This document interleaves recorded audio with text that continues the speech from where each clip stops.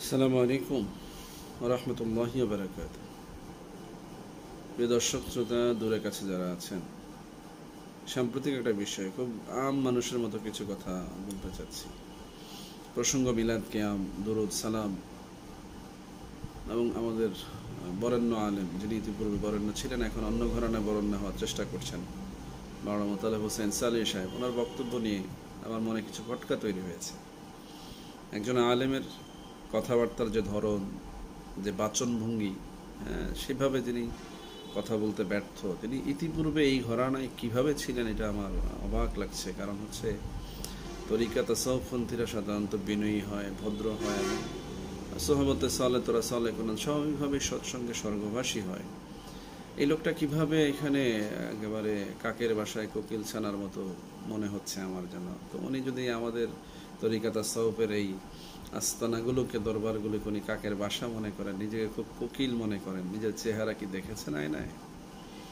মানুষের কথা বলার মধ্যেও একটা লজিক থাকে। আপনি যেই লজিকে কথা বলছেন, এগুলো তো আসলে শরিয়ার দৃষ্টিকোণ থেকে গ্রহণযোগ্য না।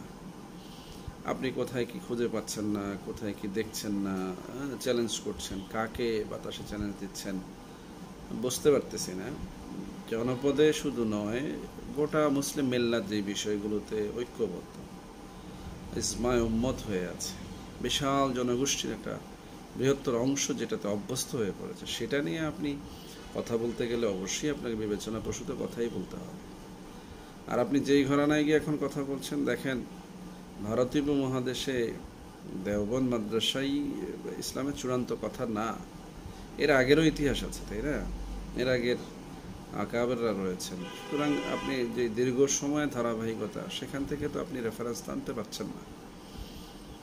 আপনি শুধুমাত্র আপনার ভাষা জ্ঞান দিয়ে কথা বলছেন। আপনি হয়তো যেই জায়গায় বসে কথা বলেছেন, আপনার পেছনে যে ব্যাকআপ ছিল, আপনি তাদের থেকে কথা নিয়ে কথা বাজারে বিক্রি করেছেন, ওই মাঠে আপনি বাহাবা পেয়েছেন।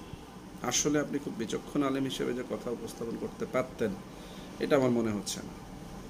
আপনি কাদের সাথে বহস করেছেন, কোথায় বহস করেছেন, সেগুলো জাতি জানে, কিন্তু সেগুলোরও একটা রিজন ছিল। খালি মাঠে তো আর আপনি গোল দিতে পারেন না।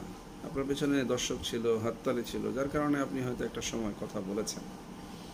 কিন্তু বাস্তবে আমি মনে করছি আপনার কথাগুলো আচরণটা এমন যে আপনি অচিরেই খুব বেশি লাঞ্ছিত হবেন, এবং যাদের মাঠে কথা বলছেন তারাও আপনার এই ধরনের বেয়াদবিমূলক কথাগুলো পছন্দ করবে না। কারণ আপনি যাদেরকে এখন টার্গেট করছেন, একটু পরে যে আবার যাদের ঘরে আছেন তাদেরকে টার্গেট করবেন না, এই বিশ্বাস সম্ভবত উঠে যাবে। মদিনাওয়ালা মুহাম্মদুর রাসূলুল্লাহ সাল্লাল্লাহু আলাইহি সাল্লামের নুরানি নজর যেদিকে যায়, সেদিকে অনেক কিছু জায়েজ হয়ে যায়। তাই বলে নাজায়েজকে জায়েজ করে দেওয়ার মতো বোকামি ভাববেন না। শরীয়তের মাপকাঠির মধ্যে থেকে আপনার অনেক কথাই তো এখন মানুষ শুনতেছে। এগুলো কোন ভাষায় বলতেছেন, কোন কিতাবের ভাষায় বলতেছেন আপনি? আপনার মুখনিসৃত বাণীও তো একসময় রেকর্ড হবে, একসময় কিতাব প্রণীত হবে, একসময় রেফারেন্স হিসেবে উল্লেখযোগ্য হবে। তখন লোকেরা প্রশ্ন করবে না যে আপনি মোতালেবকে?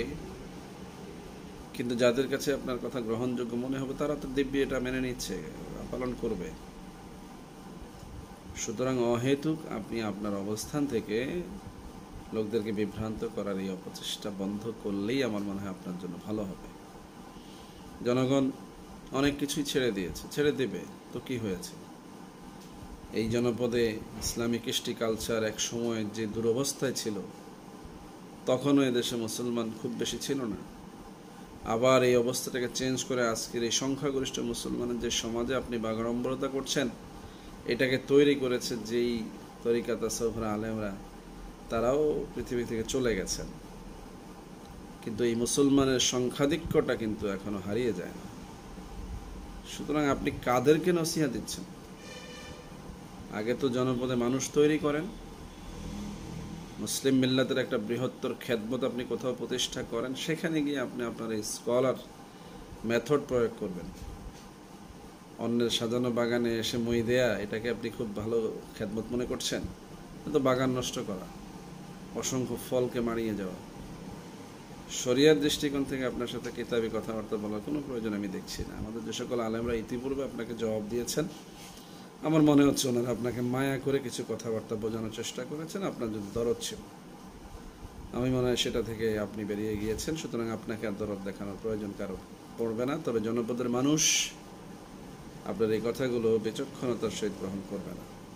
আপনি যাদের মঞ্চে কথা বলছেন আমি তাদের চেহারা দেখেছি, তারাও আপনার দিকে অবিশ্বাসের দৃষ্টিতে তাকিয়ে আছে, অবিশ্বাসের দৃষ্টিতে তাকিয়ে আপনার কথা শুনছে। বোকার মতো আপনি কথা বলে যাচ্ছেন আর তারা অবাক হয়ে শুনতেছে যে এই লোকটা কিভাবে এই ধরনের কথাবার্তা বলছে, আমরাও তো এরকম চিন্তা করি না। সুতরাং নামের পাশে সালেহিটা বাদ দেন।